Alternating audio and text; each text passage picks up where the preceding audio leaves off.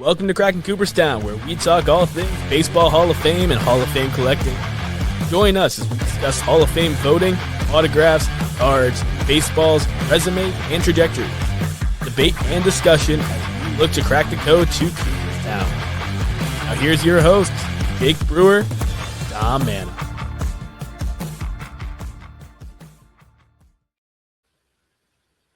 Bringing us in, Dom, because we just had a Hall of Fame election season, and I'm thrilled to welcome you back to touch on that and then talk about the future of first base for the Hall of Fame.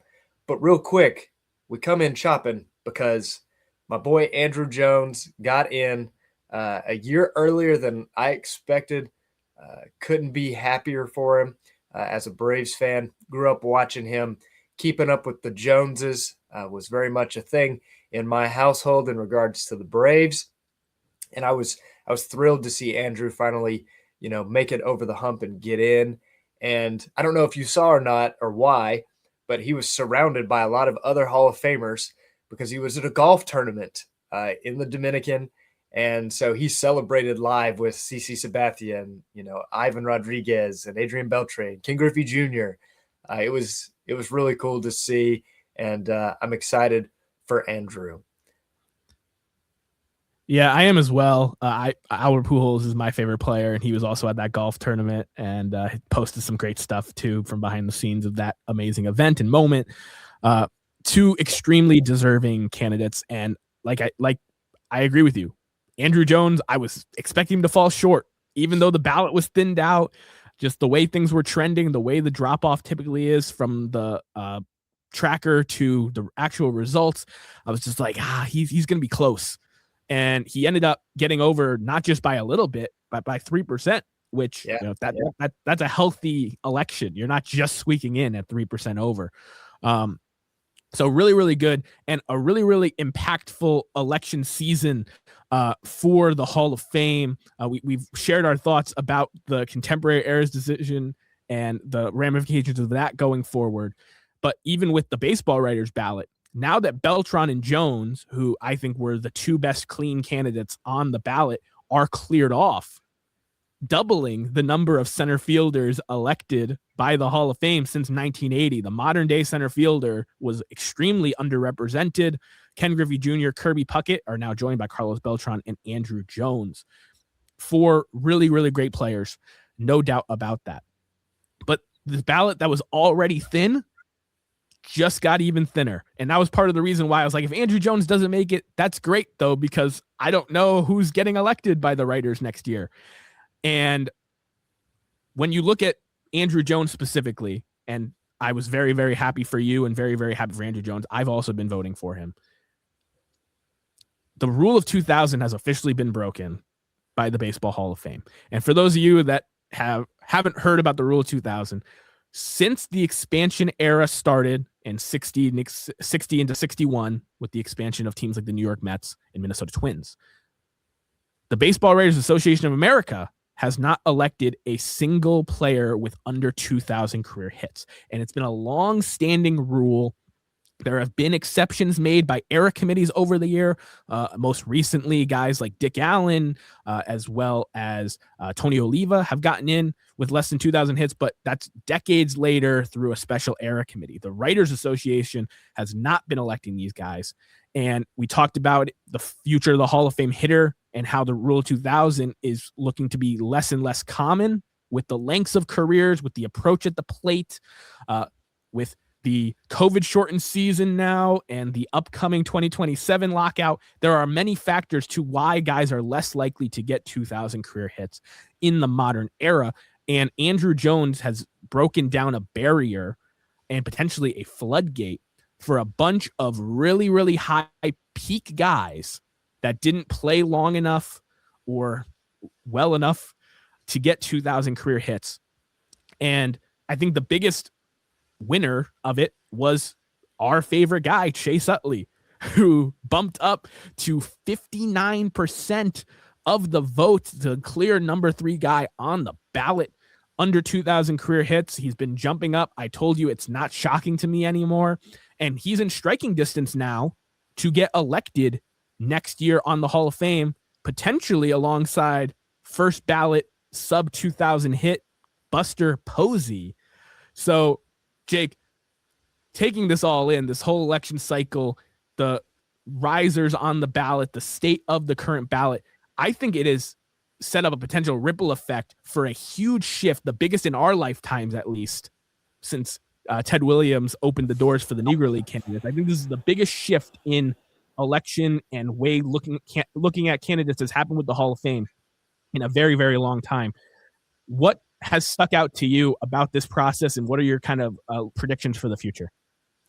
Well, in addition to what you said, I think we're seeing a changing of the guard in terms of the generation in both players and the voting contingency. And you talked a lot about, the hitter side.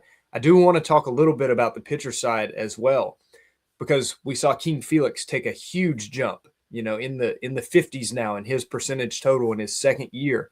We saw a fairly healthy year for a first ballot for a Cole Hamels, looking like he's on a similar trajectory to King Felix. I feel like he's directly tied to him, 1 year behind.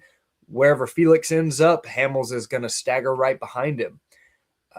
Looking at the future of the ballot, I know that, it's somewhat of a running joke around here, but it's worth mentioning that, like, Mark Burley did jump up to 20%. Like, do I think he's going to be elected on the writers? No.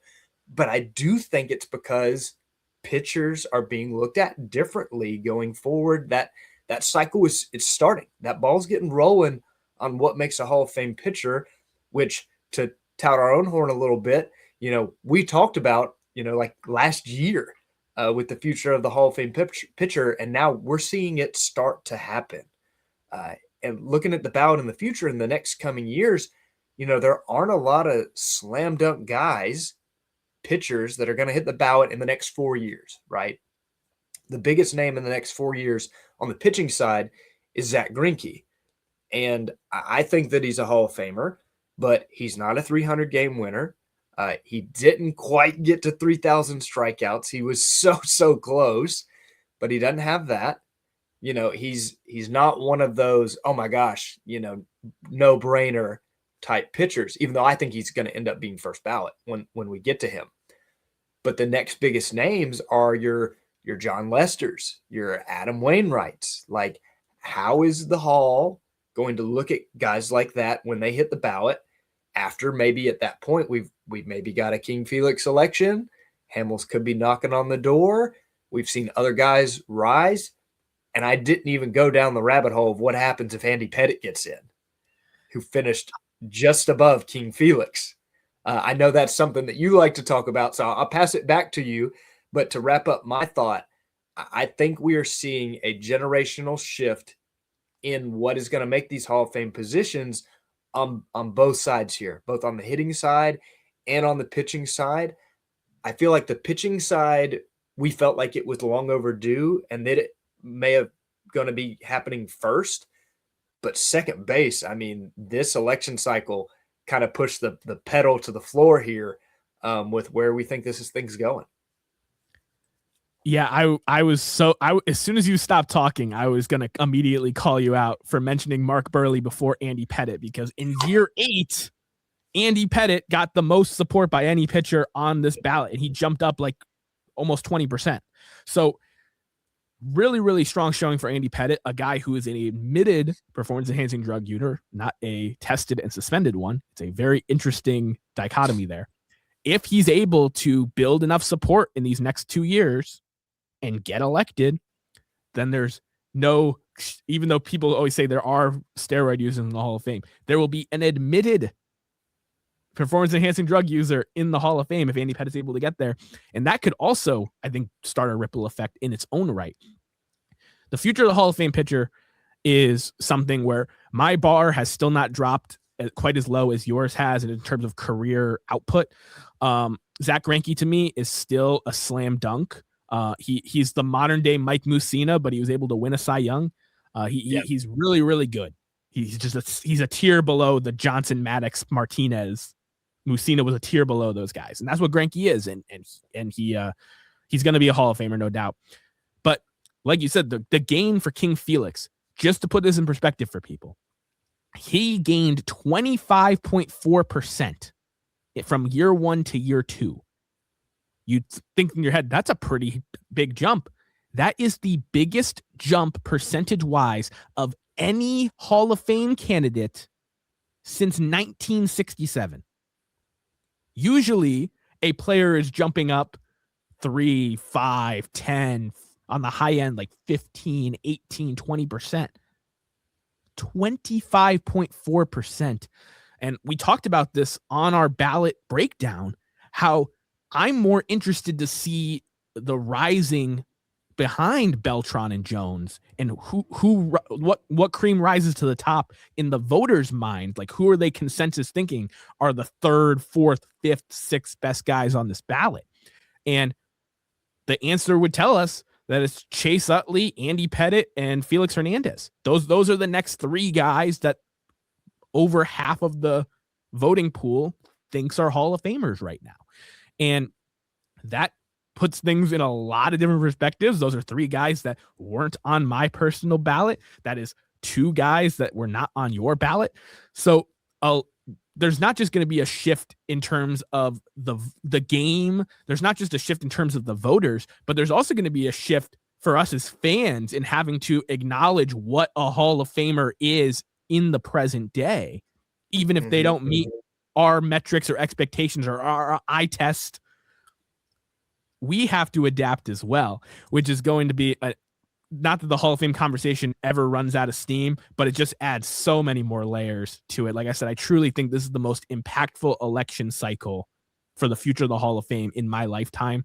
Probably the biggest one since Negro League candidates started getting considered and elected, in part thanks to Ted Williams pushing for it. So really, really awesome. I hope you guys took what most people were pushing out there as a boring ballot season and can look between the lines and see the seeds that have been planted, the potential ripple effect at multiple positions. It is very, very fascinating as a Hall of Fame fan right now, looking ahead to hitters and pitchers that are going to be on the ballot, looking to era committee potential results going forward. Just how are they going to bounce off each other and impact the Hall of Fame institution as a whole? Cracking Cooperstown listeners are smart, Dom. They knew that this was an exciting ballot once the results came out. They're on board with us, man. They're here for it. Okay. But we don't want to spend the entire episode today on rehashing the ballot, even though Dom and I are excited about it and what it means for the future of the Hall of Fame. But today we want to zero in on our next installment of our series as we have continued to go around the diamond and talk about the future of each position individually in terms of the Hall of Fame. And today, we're going to zoom in over at first base and talk about the future of the Hall of Fame first baseman. So, Dom, what do you got on deck for us today to talk about it? Yes, this series is returning, and yes, the blind comparisons are back. I know a lot of people enjoy playing along in the comments. Jake has done shockingly well over the last 2 episodes in terms of predicting one, if not both of the guys on screen without seeing the name. So I'm really interested to see how he does in this one. We have 8 different comparisons here at first base, comparable WAR totals and similar-ish stats. You can't get exactly the same cookie cutter all the way through, but we're gonna start with lower WAR players that might have a Hall of Fame case, with the way, like we said, 2,000 hits being less common, the modern day hitter, different expectations for the position as a first baseman, and like the value to a team. So we'll get into all of that with our first comparison here. And now, Dom, you know why I've done so well recently on these player blind on resumes. the left is. You know why I've done so well with these blind resumes lately, Dom? I don't. It's because everybody in our comments is always like, Dom's so smart. He's an encyclopedia. He knows all this stuff. I'm trying to step up my game and show people I know ball, okay? I'm just trying to show the people. Jake, like you said, the Cracking Cooperstown listeners are very smart. They know you know ball. Okay. So the player on the left here has slightly more WAR, 31.7 to 28 flat in about 100 less games. Ended up getting less hits, less home runs, a little bit more RBIs, a lot more stolen bases, and as a hitter, in terms of rate stats, I would say is better, even though the on-base percentage is a little lower. They're both 5+ time All-Stars. The player on the left has a batting title, 2 Gold Gloves, and 2 Silver Sluggers, while the player on the right has a championship and an LCS MVP. Jake, I know these guys are well below most of your qualifiers, even though 400 home runs is there. What do you make of these two guys, and which career would you rather have? Oh, man. Yeah, both of these guys are definitely below my line. These are going to be harder for me to pick. I see that batting title, and this may be a name that's on here, but I don't think it's him. The first name that jumped to mind was Bill Buckner because he has a batting title, and that's very sneaky on his resume. But he has more hits than that. I think he cracks 2,500. Mm-hmm. So I don't think that is him. Man, for another batting title, though. Neither one of them are Don Mattingly. He's got all the Gold Gloves, so it's not him. Man, it's got to be somebody low on my list. I'm gonna think. Let's go with. Is the guy on the right? Is that Bill White? I think he's got some Gold Gloves though. He could be on the left. This is a tough one. I'm gonna guess, or I'm gonna say which career I would rather have, and then I think you're gonna have to reveal these to me. This is a tough one. I think that I would rather have the career of the guy on the left. I agree. I would rather have the career of the guy on the left too, and we do share a birthday. This is the big cat, Andres Galarraga, and Paul Konerko. Now, these are guys that are well below the Baines line of 38.8 career WAR that people like to point to as way too low to be in the Hall of Fame. These guys are even significantly below that. But in terms of my metrics, these two guys, I think if they had more hardware, like individual accolades, all-star appearances, MVPs, things of that nature to go along with these career stats, like they're passable Hall of Famers for me in terms of just the career totals. 2,300 plus career hits, 1,400 RBIs, 400-ish home runs. They both were about 20% better than league average throughout their careers. Steady, middle of the lineup bats, run producers, the old school first baseman. And two guys that I think have gotten kind of lost in history. Despite having really respectable career numbers, especially compared to a lot of the players we're seeing hit the ballot today. So I'm glad that I hyped you up for doing well, and then you immediately went over on the first one. We are rolling. And I like Paul Konerko. Galarraga was a memorable Brave. I liked him too. Mm-hmm. The hardware on Galarraga's side distracted me. And the lack thereof on Konerko's side. If I would have looked at Konerko's home run total, if I would have zoomed in on that, I think I would have took a better stab at it. But that went over my head. Let's see if I can make up for it. That's all good. Like I said, we're trying to move up incrementally through WAR comparisons. So this one moves up quite a bit to 34.6 and 38.1, but still below the Baines line. The player on the left played significantly more games, so breaks the rule of 2,500.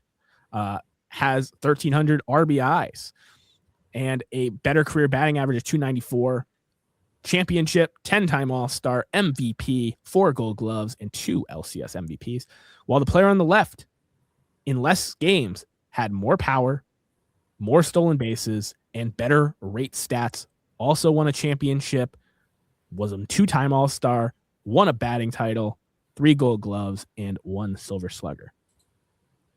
Jake, you have an idea who these guys are? I think I know who the guy on the right is. I'm looking at the guy on the left, trying to figure that one out.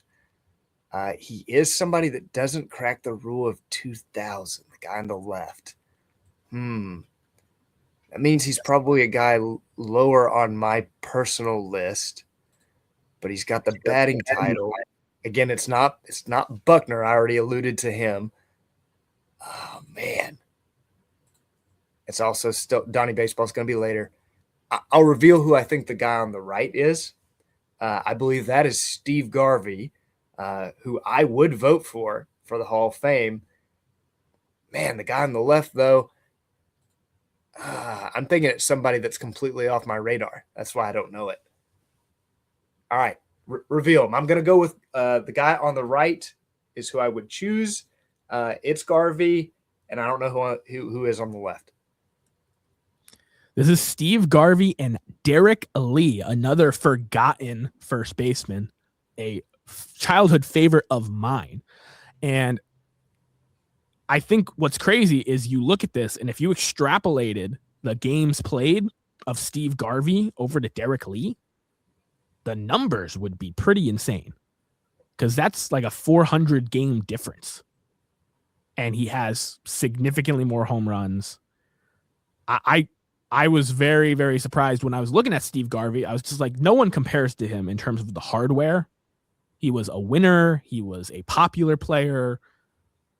But in terms of just like the career stats and wins above replacement, in part because of his defensive value, he's in the Derek Lee world, which is crazy to me. One, for how dismissed Steve Garvey has been with the Hall of Fame, and two, how nobody talks about my boy Derek Lee anymore. But yeah, really, really interesting comparison here. And I think this is part of the reason why Steve Garvey has been held out of the Hall of Fame, is the career totals for a first baseman in his era, especially, which was a middle of the order power bat. They're just lacking, I think, to what most people would expect from a prototypical old school first baseman, which Derek Lee has more of that kind of profile. In the quote unquote backlog at first base, like both with PED connections and not, is stacked. You know, that's why Garvey's so far down the list. I mean, for me, why I identified him fairly quickly, he's got 2,500 plus hits, was an all-star for a literal decade, being 10 times, and he's got an MVP in his back pocket. And even with that, he's so far down the list at first base on guys outside the Hall. Yeah, and I would vote for Garvey too, but agreed, if I'm in a committee with only 3 votes, I don't know what the committee would have to look like for Steve Garvey to get my vote right now. Same thing with Canerco and Galarraga. While their numbers are there for me, Lee falls just short. I don't think either of these guys would be in my top 3 of an 8-man era committee ballot right now. Moving forward here. Player on the left.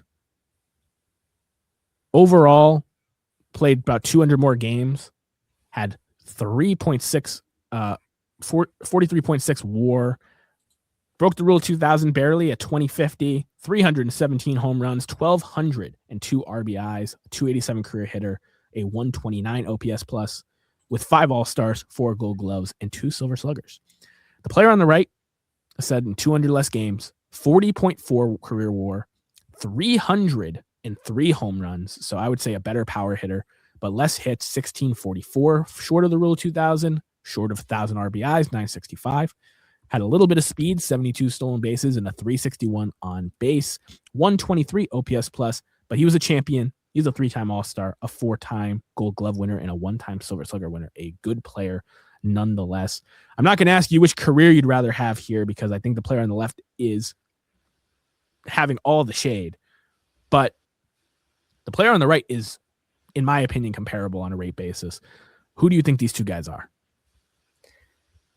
Man, see, both of these guys, neither one of them meet a single qualifier for me. Nowhere. Like with the counting stats or with the hardware.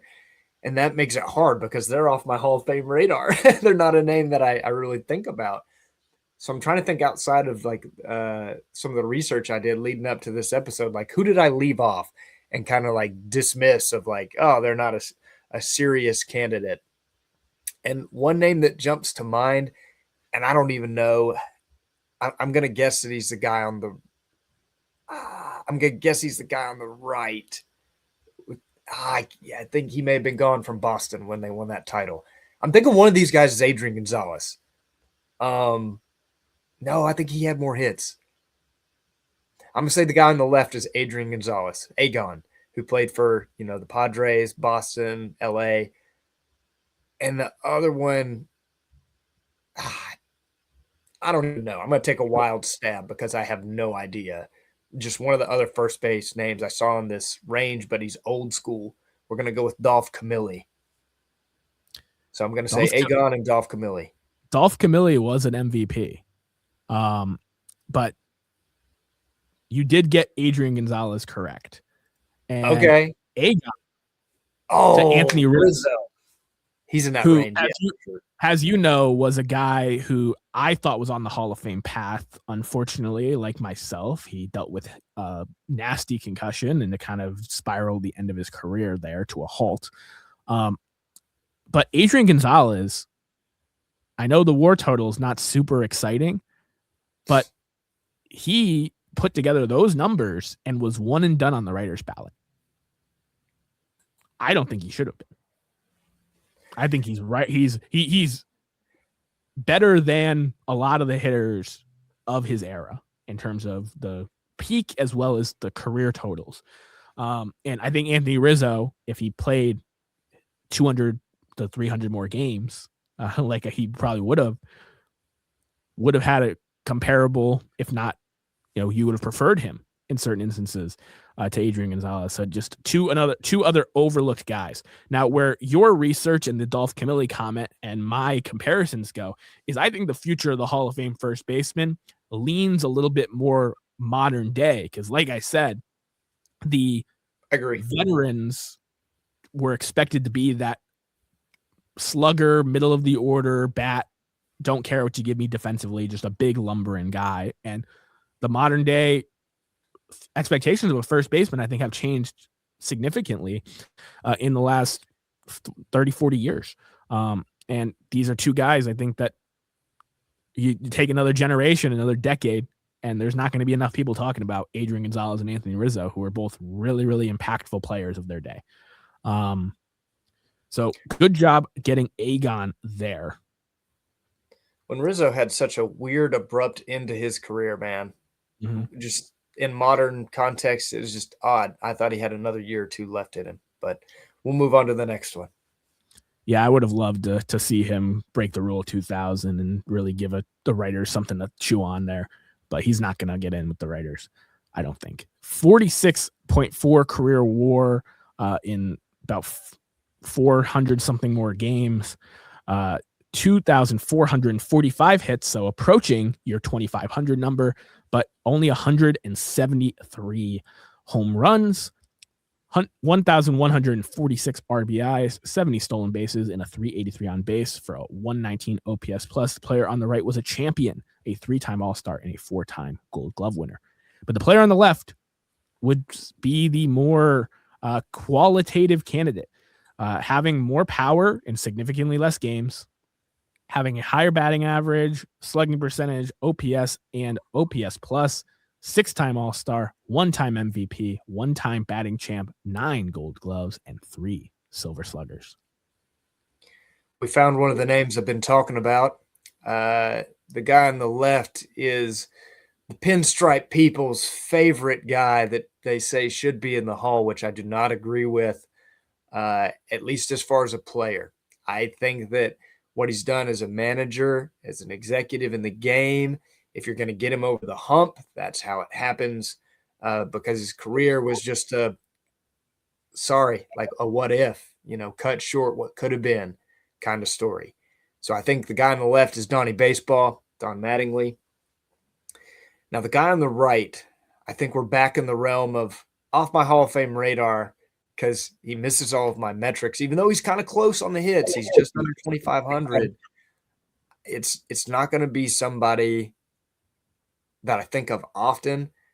I'm guessing this is going to be like some forgotten 90s-ish first baseman. The first name jumped to mind, but he was more of a third baseman's Matt Williams, so I'm not going with him. But like in that vein, I don't want to waste too much time on me racking my brain trying to figure out who this is. We've got a lot to get through. And you guys don't want to listen to me in silence and watch the steam come out of my ears. So let's go Donnie Baseball on the left. And you're going to surprise me with the 90s first baseman. I'm going to say in the 90s first baseman on the right. Okay. Don Mattingly and Mark Grace. Yes. Okay. A little more 80s into 90s, but same era. And Mark Grace did not have the peak of Don Mattingly, but put together a really solid career. And the amount of people that are banging on the door for Don Mattingly to be in the Hall of Fame, I think this is an illustration as to why. I think that the injuries that Mattingly suffered got his career totals to be more along the lines of a Mark Grace than a prototypical Hall of Fame first baseman. I personally would vote for Mattingly. He's just above the line to me. I would not vote for Grace. I would say he's just below the line. But two really popular players in their day, to two really big fan bases. And, you wouldn't think off the top of your head when you talk about Mattingly and, those people that out there that still talk about Mark Grace, that their career numbers would be this comparable. But they're in the same range in terms of wins above replacement and a lot of the counting stats as well. So really, really interesting there for me. And I think new year, but same show. This is a good time here. I have 8 comparisons. We've gotten through 4 of them. For us to finally crack a card on this podcast, live up to our name. The last Cracking Cooperstown content that had a slab cracked was me cracking my first ever slab live on Hobby Palooza with Christopher, Missouri. That's the last time there's been a slab cracked on this podcast, because Jake, who does not go after graded cards, literally ran out. He ran out of stock for a while. But we are back, and you have one that is on brand here today with the topic. So without further ado, I'll let you present the card and get cracking. So this is actually a gift from my co-host, Dom. He knew that I was out of supply. I needed one of these cards, and it fit perfectly that the future of the Hall of Fame first baseman was coming up. And it is one of Dom's boys. I'm sure we're going to get to talking about him. But it's a 2002 Bowman Chrome Joey Votto. And Dom, I'll give you the floor to talk a little bit about your boy Votto, a little foreshadowing here as I get cracking on this one. Yeah, I love Joey Votto. That's his key rookie card. It's the 2002 Bowman set. It's the same one that the Zach Greinke rookie is in. So kind of a fun one there. Joey Votto, though, is someone who, again, I think has been kind of forgotten about. And it's a shame because, to me, he's well above the Hall of Fame line. This is a guy who is an MVP, is a 6-time All-Star, and just throughout his career was known as one of the most mechanically sound hitters in the game. He kept the Ted Williams book of hitting in his dang locker and studied the game, had a great eye, was one of the first kind of 300, 400, 500 guys of this modern era first baseman that was getting on base at a 400 plus clip. He had streaks of power and greatness, and his career totals, while they're short of 3,000 hits and 500 home runs, I still think are well above the Hall of Fame line. He was runner-up for Rookie of the Year. He won an MVP, was a top 6 MVP vote getter in 4 other seasons. Joey Votto, I think, will be one of about 5 or 6 Canadians born players inducted into the Hall of Fame when he hits the ballot. And now he's just like Braveheart. Freedom, baby. Freedom rings here on Cracking Cooperstown. No, I love that. And I knew when I gave that to you, as that's a card that you wouldn't buy for yourself, or at least wouldn't seek for yourself. But also I knew that this episode was eventually coming and that we would have something fun to crack on here as well. So for all the fans that have been texting us or commenting that we're not cracking, Yeah, we We've are. earned a little. We've earned a little leeway here.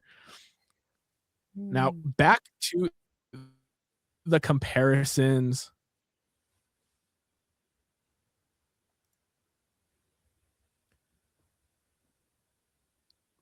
We left you with Don Mattingly and Mark Grace.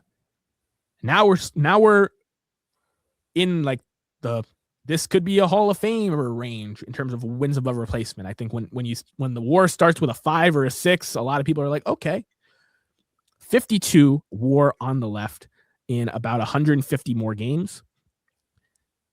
Short of the rule of 2000, 1820, 377 home runs, 1,104 RBIs, 271 career hitter, a 139 OPS plus. So during his playing days, he was nearly 40% better than the league average hitter. He is a champion. He's a 5-time All-Star and a batting champ. Player on the right, 50.5 WAR, 1862. So more hits in less games, 409 home runs, and 1,298 RBIs. So a better run producer in less games. A 126 OPS plus, so still respectable, 26% better than league average. He was a champion, a 3-time All-Star, a 5-time Gold Glove winner, and a 3-time Silver Slugger. Jake, what do you make of these guys who are great first basemen short of the rule of 2000? I think I know the guy on the right. I think, because I think he spent some time in Atlanta. But the guy on the left, it's not jumping to mind because, again, it's another guy that you've got to go to the advanced metric and or a little bit of a lower bar in terms of being a decorated player with some of the awards and accolades than my line is. So I don't know if I'm going to be able to guess the guy on the left. But I think the guy on the right, because I'm pretty sure he had over 400 home runs. I think he won a championship in pinstripes, and he spent some time in Atlanta. I think it's Mark Teixeira on the right. I'm not going to be able to guess the guy on the left. I think it's going to be somebody off my radar. So you were correct. You do know your Braves. That is Mark Teixeira.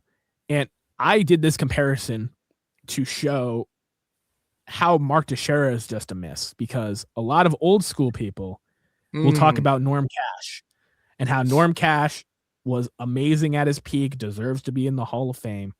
And I think both of these guys, we can point directly to the rule of 2000. And if these guys had over 2,000 career hits with around 400 home runs and 50 WAR, they might have gotten in by a committee or through the writers by now. I think that rule of 2000 was that strong that guys like this that are on the borderline were great run producers, not MVPs, but MVP candidates, down ballot guys, really, really good hitters in their day. Mark Teixeira, also a switch hitter with 400 career home runs. He's one of 5. Like, these are two guys that I don't think get looked at or talked about that way. But Mark Teixeira, who also hasn't gotten success with the writers. No, he's the modern day Norm Cash.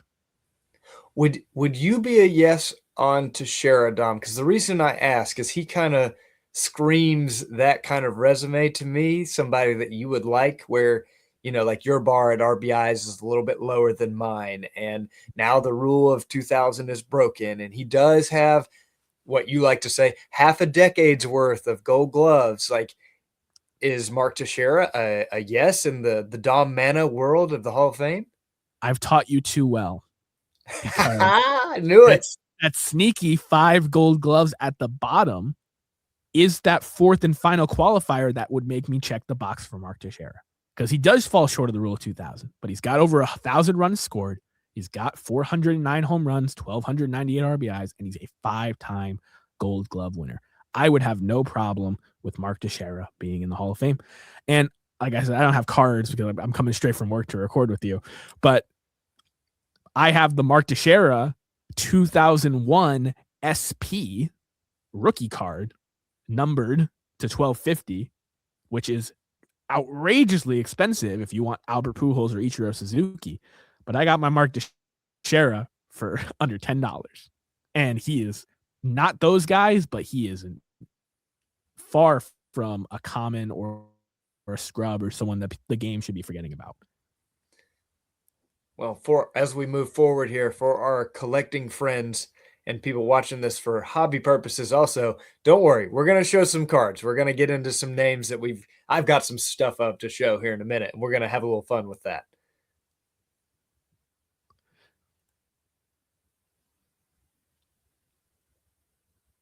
Now we will. Bumping up again in WAR here. The player on the left has a 58.1 WAR in about 150 more games, about another season. Has 2239 hits, 255 homers, 1,230 RBI, a 129 OPS plus, two-time champion, two-time All-Star, a batting champion, a three-time Gold Glove winner. But the player on the right is more decorated. 60.4 WAR, and like I said, about a season's less of games. 2,182 hits, only 162 home runs from a first baseman, which I think is the main reason this player has not been elected to Cooperstown. 1,071 RBIs, 98 stolen bases, which is sneaky high on the all-time leader for first baseman. 296 batting average, two-time champion, five-time All-Star, was an MVP, a batting champion. 2 Silver Sluggers, and a whopping 11 Gold Gloves. Jake, what do you make of these two guys and where their WAR total is so similar? I think I did some unintentional foreshadowing there because I'm going to be able to show my first card. I know who the guy on the right is, without a doubt. There's one specific statistic that gives this one away. The guy on the left, though, again, under my metrics, a sneaky guy. It's someone you're going to have to be talking about from the WAR perspective. So, not in my normal wheelhouse. So I think we're going to go 1 for 2 again here. But I'm going to show a card for my guess for the guy on the right. I'll talk about it for those of you just listening to the podcast.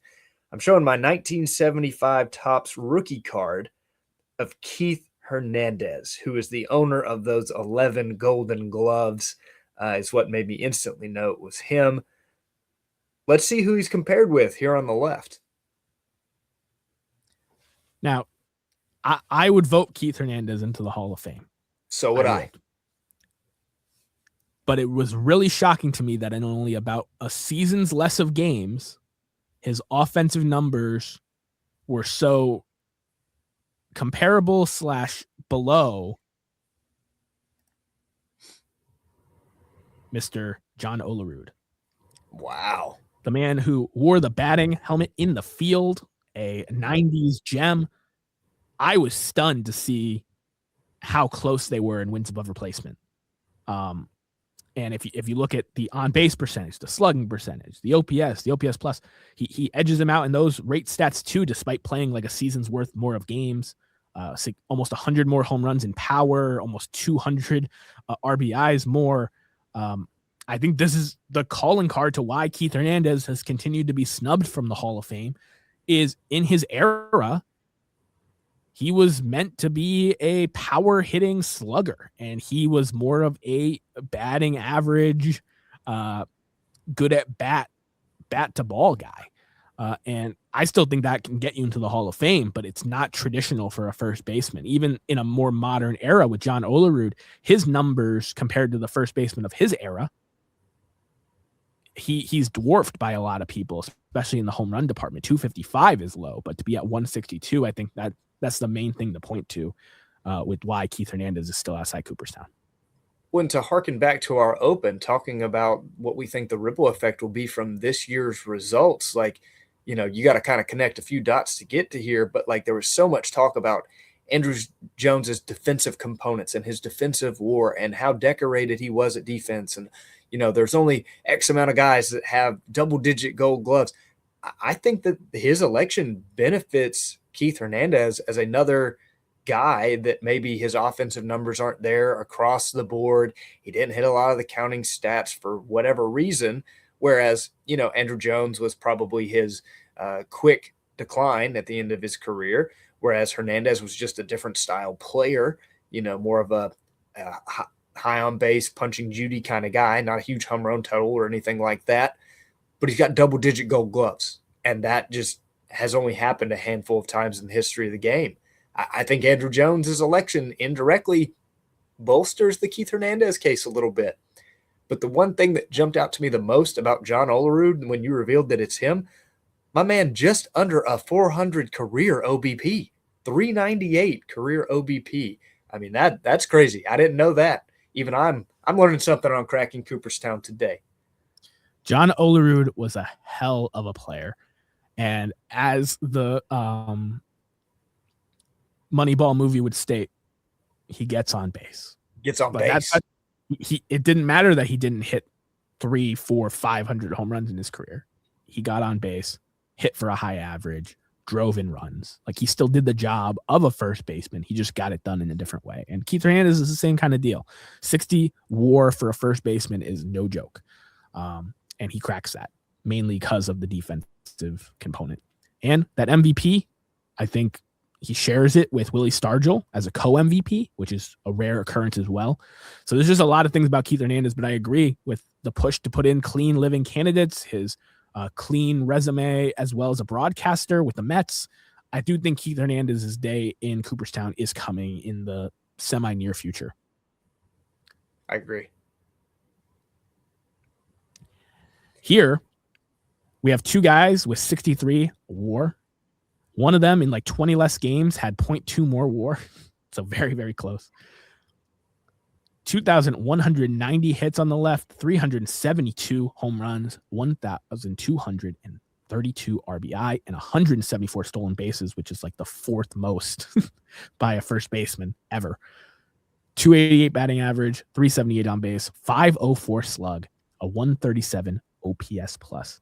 The guy on the left's a 7-time All-Star. He was an MVP, 4 Gold Gloves, and 5 Silver Sluggers. So decorated.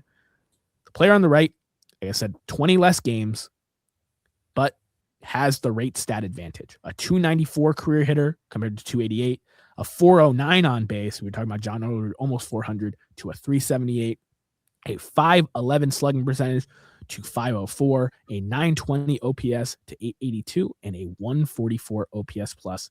The player on the right was a 6-time All-Star, an MVP, and won 1 Gold Glove. 44% better than a league average, Jake. These were two really, really good hitters. Which career do you like better? I think, because I think I know who they are. I think I like the guy's career on the left better, because I think he's an active player and he's not done, and he could add to these numbers and knock on that Hall of Fame door for me. For me, if he retired today, he's one of those that is very, very close. I wouldn't be upset if he got in, but like, he's like the narrowest of misses for me, where if he gets that home run total up to 400, I'm a yes. And he could do that because I think he's active. The guy on the other side, I do believe is inactive. I do believe I just cracked his rookie card on Cracking Cooperstown. So I don't have a card to show for what I believe on the left is Paul Goldschmidt. But for the right, I'm going to show our boy, Joey Votto, one more time. Am I right? Did I nail that one? Is back. The kid is back. And I thought this was really interesting because I was just looking at similar WAR totals, but I didn't realize the games played was this close. And I know Goldschmidt's not officially done yet. He is at the tail end, but the games played was that close. And I was like, I have to, because you're basically comparing through this many games, they are here. And to me, you're saying narrow miss for Goldschmidt, who's got better career totals than Votto. Votto, to me, is an obvious Hall of Famer, and Goldschmidt's already ahead of him with it's just gravy to go. I think he got in everyone's Hall of Fame radar when he won the MVP in the National League with the Cardinals in 2022. I think that's when everyone started saying maybe Goldschmidt's a Hall of Famer. But much like Votto, he was consistently one of the best hitters in the National League for almost a decade. And to me, these two guys, that they aren't borderlines, they're not near misses. Like, when you're talking about the well-rounded modern day first baseman that necessarily isn't just 500 power with a bunch of strikeouts and not good defensively. These are guys that can run the bases. These are guys that can play defense. These are guys that can move the runner over, that have a good eye for the plate. And like I said, 144 OPS plus with a 63.6 WAR. Joey Votto's probably going to go in first ballot, which in the old days of the Hall of Fame, he'd have to slowly work his way up like an Andrew Jones. But in the way the current ballot is and how 2,000 hits is so much more rare, I think Joey Votto is going to be much like Joe Mauer to a lot of people, where it surprises the less informed spectators on like he was a first ballot Hall of Famer. I think Joey Votto is going to get in easily, which means Goldschmidt should as well. I think that Votto is the poster boy for sabermetrics at first base, for what makes a modern first base Hall of Famer. I don't know if I want to go as far as to say he's going to get in first ballot, but I think when you look at WAR, but maybe even a little bit more in terms of peak, because I think that he's a peak candidate because of his, qualitative stats as opposed to his quantitative. So like if you look at a Jaws or a WAR 7, I would dare say without looking it up right now, Joey Votto's got to rank pretty high on that list in terms of peak. And I think that's his narrative, and that will change the path for a guy like Goldschmidt who will come after him.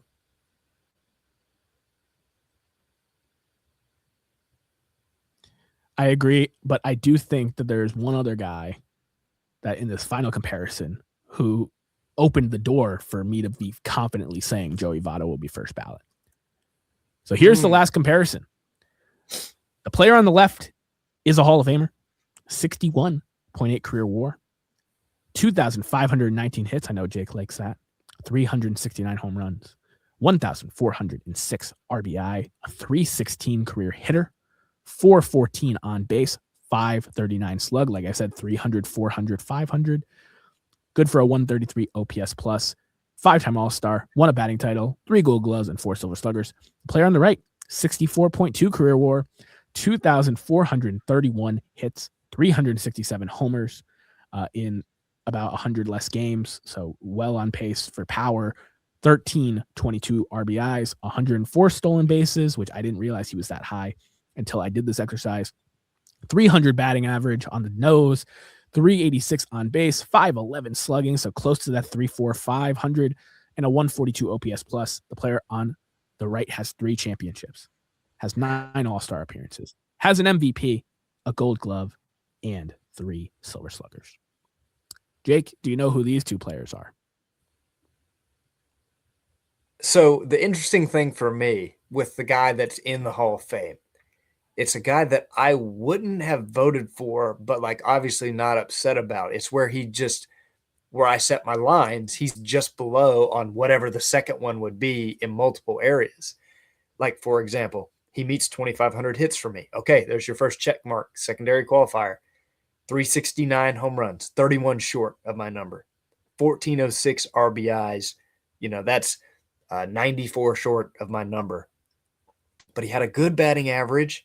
He did have multiple All-Star appearances, but he falls under my threshold of like my cutoff for like Gold Glove, Silver Slugger, but not like an egregious election. So I don't think this is going to be some old school guy that, people bash or anything like that they shouldn't be in the Hall. It makes me think he's more recent. The first name that jumps to mind, I'm just going to go with it because I remember him being that borderline, like, I won't be upset, but he technically misses my numbers. I'm going to go with Todd Helton on the left. The guy on the right, I feel like it's got to be another active player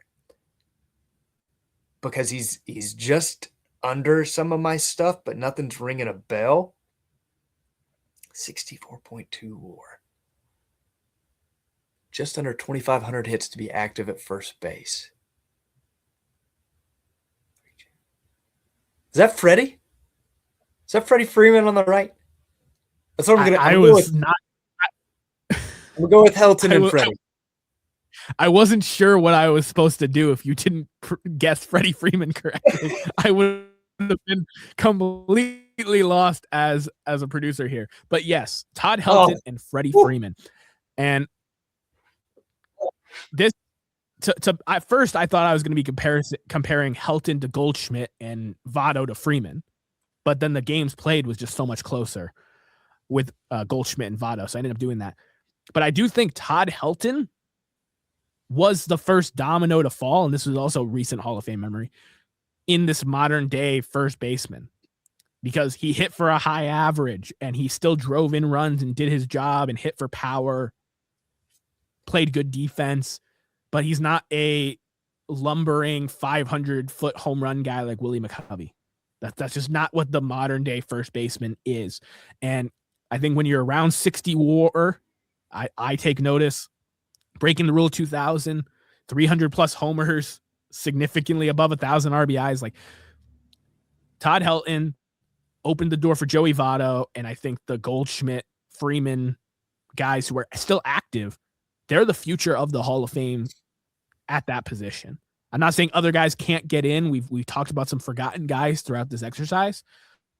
But those were the guys that really, I think when you're talking about the future of this position, what's going to happen in the coming years, the names that you're looking at are Votto, Goldschmidt, and Freeman in terms of upcoming baseball writers elections. And then obviously the names like Mattingly, Garvey, Hernandez that have been talked about for a long time on the era ballots are still there, alongside some guys who are surprisingly comparable and very forgotten about. So Jake, now that we've done this exercise, you finished strong, you got the last couple. What are your thoughts about my opinion that Todd Helton's election makes it pretty much a fact that Votto, Goldschmidt, and Freeman, no matter what their career numbers end up being, that they're over the Hall of Fame line. That's the archetype of the modern day first baseman. What do you agree with me there, or what are your other thoughts? Well, first of all, I'm glad that I got Freddie Freeman, as I'm holding like 6 of his autographs and his rookie card, 5-star autographs, his first Bowman Chrome, all that stuff. I would have just had to like leave the studio if I missed Freddie Freeman. Miss you in Atlanta, big guy. But in terms of Todd Helton being the archetype and kind of setting the table for those guys, while Helton is a just miss for me, like with the counting statistics stuff, even though respect and celebrate him as a Hall of Famer, don't get me wrong, I still think he's a cut above, and he's not not a direct like trailblazer for Votto and Goldschmidt, because while yes, he's not the lumbering type, I agree with kind of the model. Like, Helton was just under 400 home runs. Like you said, he's over 1,000 RBIs. Dude, he was barely under 1,500. He had 1,406. I think he's still a notch above those guys. I think he's a rung above. But I see where you're talking about in terms of the stereotype of a first baseman, that Helton is kind of I think he bridges that gap a little bit. He's kind of in between. Like, he's not a true masher, but I also wouldn't call him an artist with the bat, that he's, taking it the other way and, getting this big counting totals and scoring a lot of runs, but not a big run producer or home run hitter necessarily. I think he's somewhere in between those guys, where I think Votto is looked at as like he was the master of the bat. Like, he had control. He had a great eye in the box, drew a lot of walks, high OBP. So I don't know if it's a direct comp, but maybe it cracked the door. I don't think Helton like swung the door open because he's the same kind of guy, but cracked the door open in that direction. Now with Freddie, I got to talk about him for a minute. I think it talks a lot about where he's at in his career and how close he is to being like he punches his ticket tomorrow if he retires. Now, I don't think he's quite there, but over the next year or two, unfortunately in LA, he's going to start checking some of those boxes. He's likely to get that 10th All-Star appearance. He's going to crack 2,500 hits. He's going to start creeping up on some of these career numbers and metrics that both we and the writers look at. I know we talk offline constantly about the Hall of Fame and different things, and it shocked me where Freddie's at in his career is kind of the elder statesman in the game, being the career leader in active players and a couple different statistics with hits. I believe he's the active leader in RBI and runs with some of these other guys that we didn't talk about today, but are obvious future Hall of Famers like, Miguel Cabrera, as I'm showing, his rookie card and some 5-star autographs. Like, yeah, he's a slam dunk Hall of Famer, but not actively in the game as a 3,000 hit club and 500 home run club member. Or a Pujols, one of your favorite guys who's going to be on the ballot here in just a couple years. His 2001 Topps rookie, his 2012 5-star autograph, which is unfortunately in an Angels uniform. Those guys, they're gone. They've graduated to being a retired player now, where it makes Freddie Freeman an elder statesman of the game, which is crazy to think about, seeing him go from rookie to where he's at now. And just while I'm on it, a couple other guys quickly that we didn't talk about that you may be sitting out there going, you didn't even mention this guy.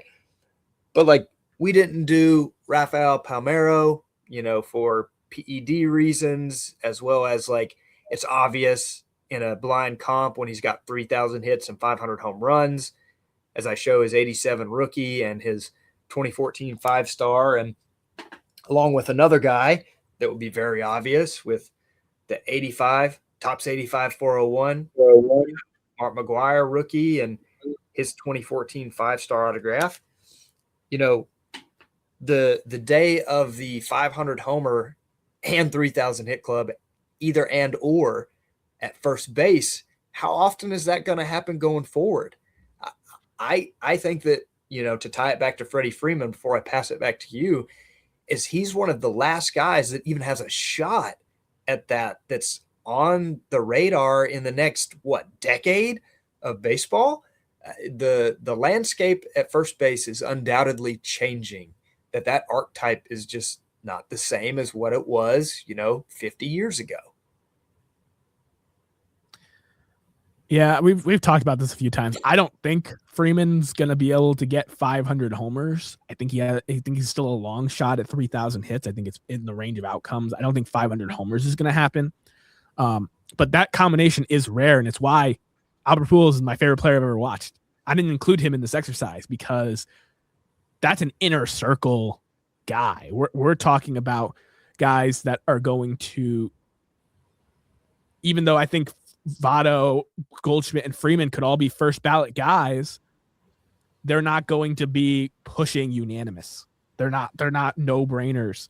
And another guy that I excluded from our comparisons that I kind of wanted to go out on was your boy, Carlos Delgado, who did extremely well with 9 votes on this latest contemporary era ballot. There's not a clear comparison to him. The players that are around his WAR total of 44 do not have nearly the amount of home runs and RBIs that he has. I want you to just take us home here and tell the people at home why Carlos Delgado deserves to be in the Hall of Fame and why he is most likely, outside of these obvious guys that we talked about, the next era committee Hall of Fame first baseman. So Carlos Delgado, the easy reason why I think he would be in, if I'm just going to make a one-liner argument, is that he had over 400 home runs and over 1,500 RBIs, 473 and 1,512 respectively. I'm showing his Bowman rookie card on screen, as well as his 2021 5-star in his Mets uniform, Delgado. For some reason, I have this memory that sticks out in my mind of Delgado when he had 120 RBIs or something like that at the All-Star break in one of his best seasons. It was over 100. I remember that, thinking, dude, this guy's insane. He's right up there with these other big boppers in the 90s. Everybody's hitting these home runs left and right. But I'm going to allude to something that I think is going to become relevant. We actually talked about this literally yesterday. But Delgado played through the 94 strike, and he had 9 home runs in 1994 before that season was cut short. He finished a mere 27 home runs short of 500. Is it within the realm of possibility that he could have got to 500 if 94 would have been a full season? I would argue yes. 36 was a doable number for Carlos Delgado for a home run total in his career. And if he gets to 500, we're not even having this conversation. He's a Hall of Famer years and years and years ago. He never hits the era committees in any way. And I'm thrilled to seeing him getting some big support. Dom doubted my boy Delgado, but he's looking strong going forward. But he's not in this situation if he's not one of those guys that gets his career cut short. And a guy that I want to have on the podcast at some point is Iconic Al of Iconic Baseball. And something he did in his top 100 countdown, he often built statistics on a what-if scenario with guys that played through the war, that had the 94 strike, had military service, things like that, to extrapolate their numbers of where they could have wound up had they played those years in their prime. And with the current players, unfortunately, with the 2020 shortened season and a potential lockout on the horizon, I know, Dom, you alluded to this yesterday in a text, of like these guys could have both of those things potentially counting against them in terms of hitting some of these milestone numbers, that we may have to look at this era and say, well, that's not their fault that they got cut short in multiple seasons out of their control that had nothing to do with injury, and have to look at it from a Goldschmidt, from a Votto lens, from a qualitative lens in this era. I do think that that's going to shift. I hope not for a lockout reason, but I think that would just magnify where we're at and what makes the future of a Hall of Fame player, but in terms of this, a Hall of Fame first baseman. Vote Delgado. Yeah, and for the record, I am also a yes on Delgado. I have been. I'm not switching up. I didn't come around on him. But it's one of Jake's Hall of Fame hills to die on. It's one of his top cases, even though there was guys on that contemporary era ballot that had much better careers in terms of statistics.